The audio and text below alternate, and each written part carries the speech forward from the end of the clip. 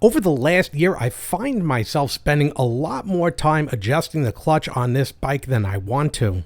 In an attempt to find neutral at a traffic light or be able to shift properly, it's a combination of cable adjustment or opening up the primary cover to conduct a belt inspection in conjunction with the adjustment of those nuts on the clutch basket so it doesn't drag or it engages properly or disengages properly. You get a lot of people who are always quick to blame the late model transmission for being plagued with shifting issues, but it could be possible that it is less tolerant to the problems that we have with this clutch. And while there's been a debate over the virtues of the 3-finger versus 5-finger basket, I've tried both of them, and I like neither of them. Will the late model transmission become magically awesome when you get rid of a crappy clutch? Maybe this clutch works great for a chain drive, but not for a dry belt setup. I don't know. But I don't want to wait till I have shards of metal in my transmission fluid to start thinking about a new clutch setup. We're going to fix this now. So let's get started. After confirming my existing setup with Rivera Primo over the phone, I purchased this Pro clutch for $5.99. Let's unbox.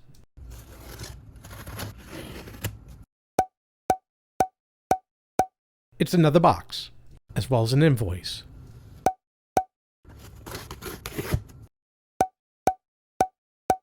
We have a bag with instructions in it, which also contains some extra parts. And in that box is the complete clutch assembly. We will have to do some disassembly to the assembly. Looking at the instructions now, steps 2 and 3 in the instructions are about taking everything apart so they can be loaded into the basket. So I'll begin with the disassembly of our existing setup. Notice how much wiggle is in this clutch basket when the clutch is disengaged in this assembly. I just wanted to point it out before I disassemble it. Kicking things off by loosening the idler to get slack for the belt, I've pre-marked my old location from a previous video. Now just loosen it with my fingers, eventually it'll fall to the bottom. And there we are. This should be enough slack for removal. Next I'll break tension on this lock nut and unscrew that nut completely.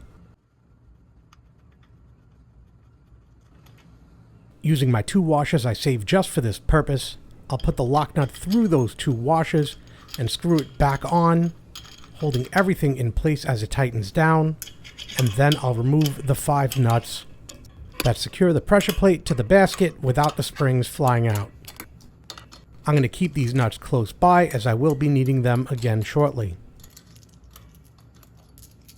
The pressure plate is then removed and put off to the side, followed by all the contents of the basket. I still keep everything in order as it's being removed in case I have to go back. If there's a problem with the new clutch, you never know. But now the basket is empty, and I conduct a visual inspection because I still want to see if there's a cause of failure, and these markings on the fingers have no grooves, so it's not like it's catching on any of these. I flip it around and check everything. Satisfied with my inspection, I slide the basket forward, removing it carefully from the belt.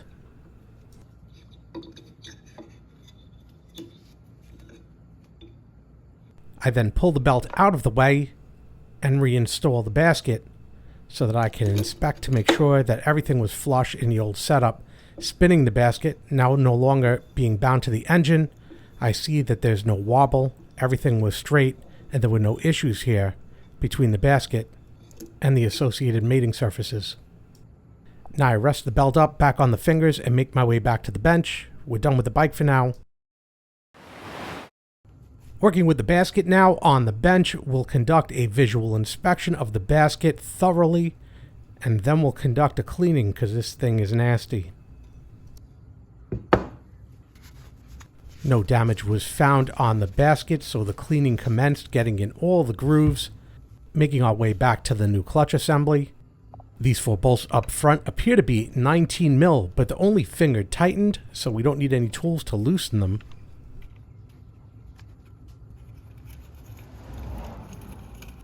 I remove this whole piece as a single unit and put it off to the side, followed by the spring, which I turn around and flip over, keeping everything in order. Then this piece,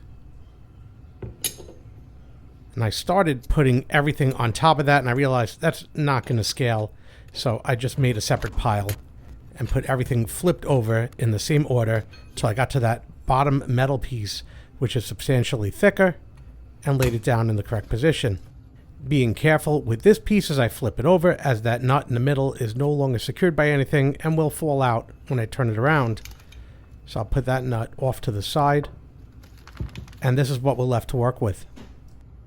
So these nuts are either 4mm or 5/32. I'm not quite sure yet, but either way, they're only finger tightened, so I'm going to use this key because it's quicker. All 6 of these will go in my magnetic tray off to the right, so I don't lose them. There's a yellow mark here denoting the position and side that this ring is on. I don't know if it's important that it go back that way, but now we know which way it should go on. I remove that ring now, put it off to the side, and that'll be it for disassembly. Here's the only difficulty I came across in the entire installation. As that piece will now be installed into the basket, the tolerances are very tight. And because this basket is not new, there's a chamfer right there at the edge, and this piece is not going in, and it's going to get stuck if I try and push it in. Initially, you're left to think maybe it's not going in because it's not straight. It has to be perfectly straight to go in. No, it's actually binding up on that chamfer. I know that now. And while it does have to go in perfectly straight, you probably won't have this issue if you're dealing with a brand new part. But you can see you tap it and it binds. You can't pull it out easily. So I'm going over the chamfer right here with a file. It's on an angle, as you see, just to see if there's anything that I could feel with regard to any metal that may have been nicked. I don't want to touch that race with the file. And just to show that it's that chamfer, if I put it in the other direction, it slides right in. No problem at all. We could see it coming up just shy of the chamfer. It doesn't sit proud. It's just a little bit short. And I pull it out. And I'm using a worn out Dremel bit just to smooth over any nicks that may be there on that chamfer. I'm going around a circle, just take them away. And now I should be able to push it in after I clean everything up. Success. So definitely if you have that issue, don't force it. Clean up that end, get away any gouges that are stuck in there from previous use. Patience was definitely the key and stopped me from breaking this. Now I'll place that retainer ring back on, lining up that yellow mark.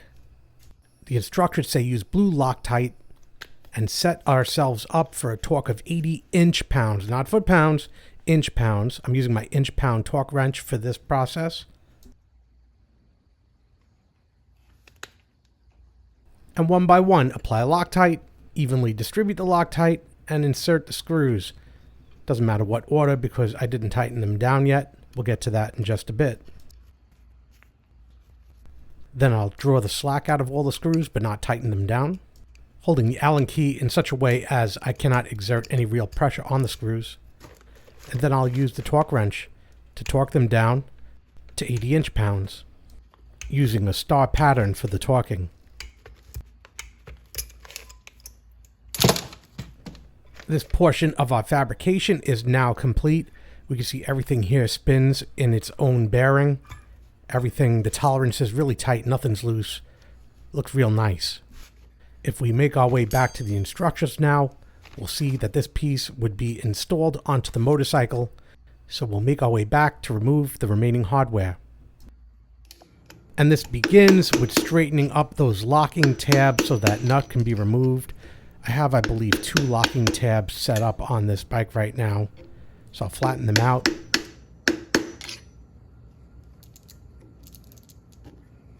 And here's the second one.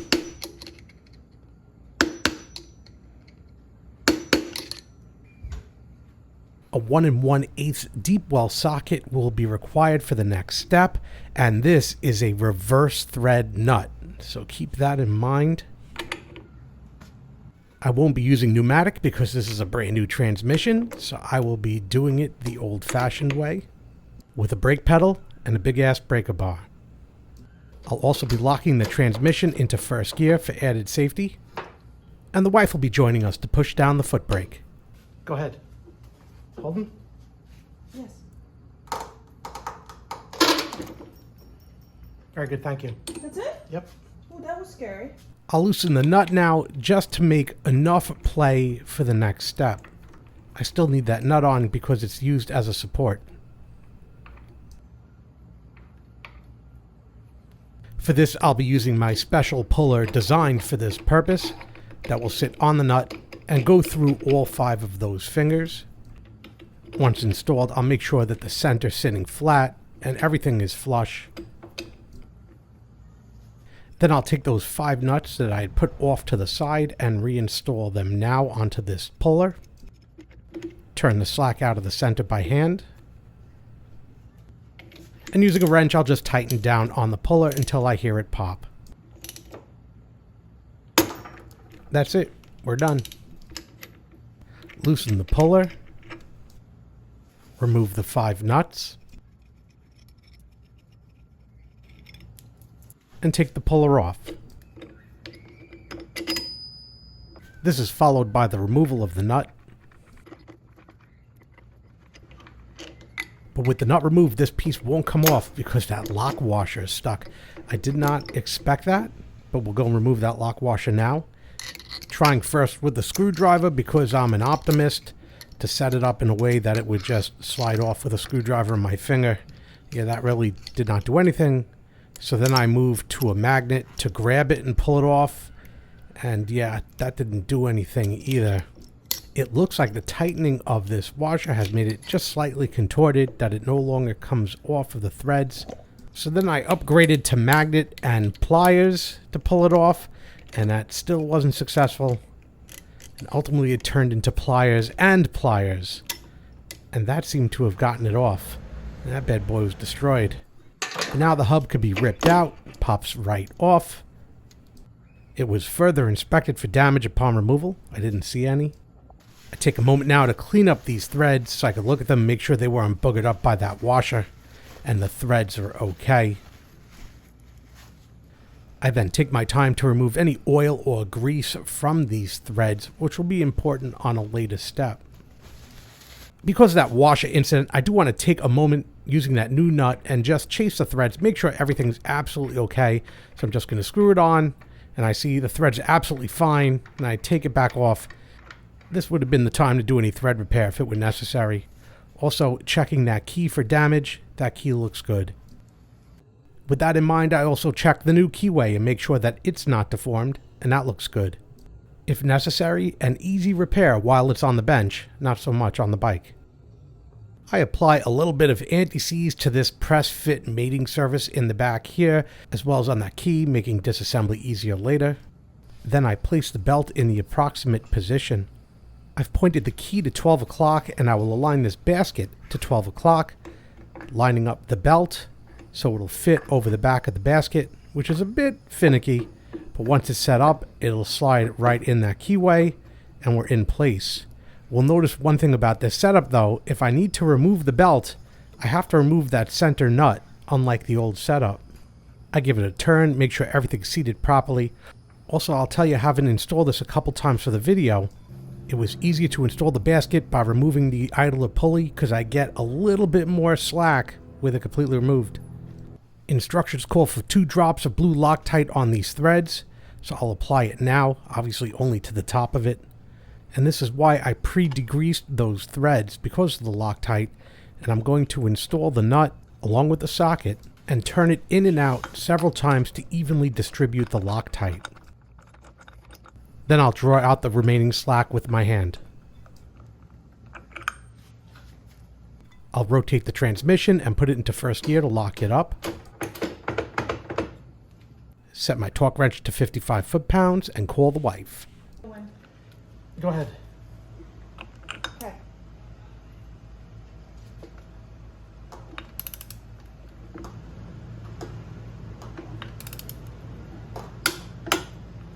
Thank you.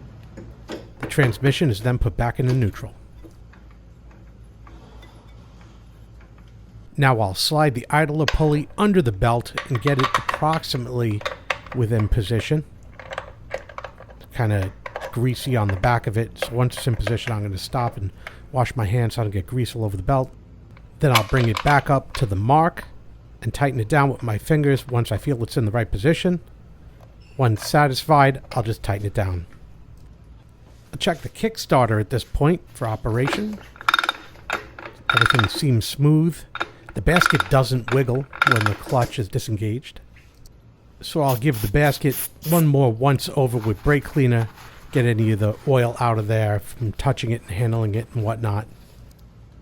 And now we're ready to populate the basket.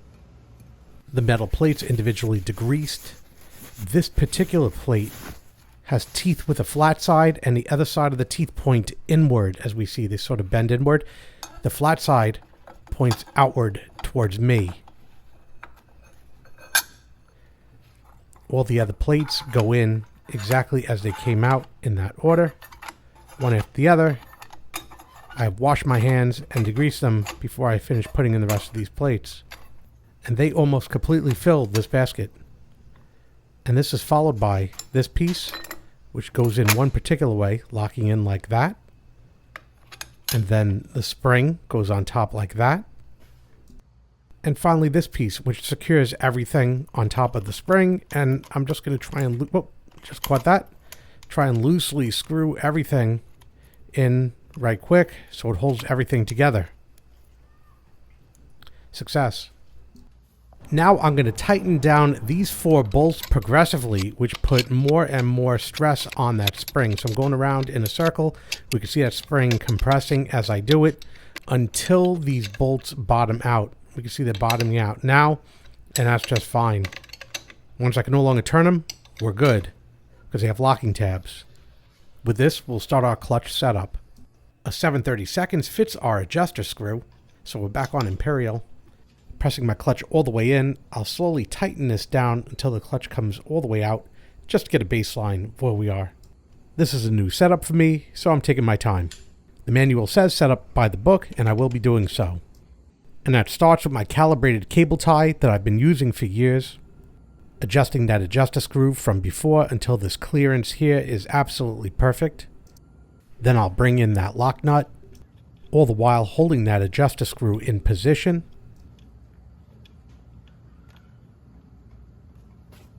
Then I'll tighten it down, completing this part of the adjustment. That leaves the clutch handle flopping around a little, so we'll adjust that next. Loosening the locking screw here. I'll turn it out a couple turns, give myself a little bit of room to work with. And then I'll turn that clutch cable, make it a little bit longer, and shore up that slack. Checking the clutch as I go to make sure there's not too much slack, but also make sure I'm not riding the clutch. Once satisfied, I'll shore up that locking screw. And then we'll conduct one last inspection on this setup. The clutch is now all set up, and things are looking good. So I'll go back in and secure that locking screw for the clutch cable, and that should be it for our adjustment. Disengaging the clutch, I could spin this with 2 fingers. It's so easy, partially because there's no place else to grab. But spinning with 2 fingers, there's no area that drags. There's no spots on here that are uneven. Now it's secured. Press it again. Spins without effort. And doesn't wiggle when the clutch is disengaged. Now satisfied with the work, I'll bend up the locking tabs. I probably could have used the other tab on that top left one. I'll go back later and correct it. But that'll still work. Rotate the clutch and move to the other tabs.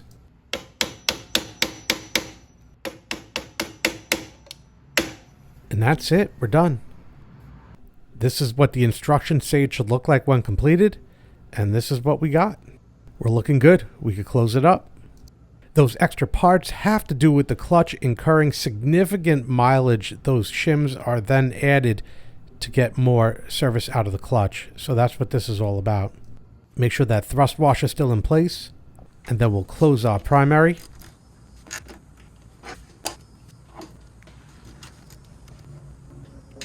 And clean up all this dirt and grease on the aluminum. I'm going to polish it later, but right now, just cleaning it up, that's all. Good enough. Let's get it down and take it for a ride. This will be my first recording with the Insta360 X4 camera, so there may be a few mistakes. This camera's pretty awesome. I'm putting a link down below in the comments if you're interested in purchasing a camera like this. Warmed up to full temperature because that's where most of the problems were. One of the main issues was the inability to go into neutral while the bike was running. That meant holding down the clutch at stoplights with the bike, sometimes even trying to jerk a little bit into the intersection or into the car in front of you. Kind of scary. But we can see now, and I'm still unsure of myself because I don't often do this, to bring it right into neutral while the engine's running. No problem at all. So very happy with that.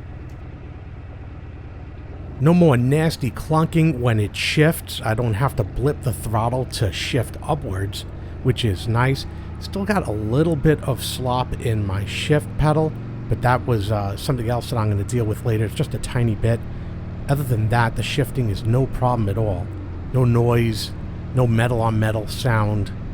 Everything is just running really good.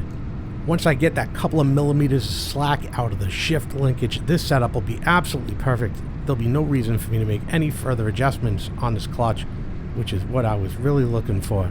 Now I could just enjoy riding down the open road on the bike, spending more time riding it than servicing it. And as I arrive back home, I no longer have to shut it off to put it into neutral. It'll do that on its own. One clutch upgrade made an absolute difference. I wish I did this a long time ago. I hope you found this video on the Rivera Primo clutch upgrade enjoyable, entertaining, and informative.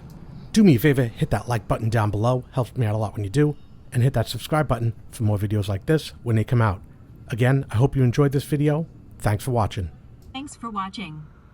Would you like to reply?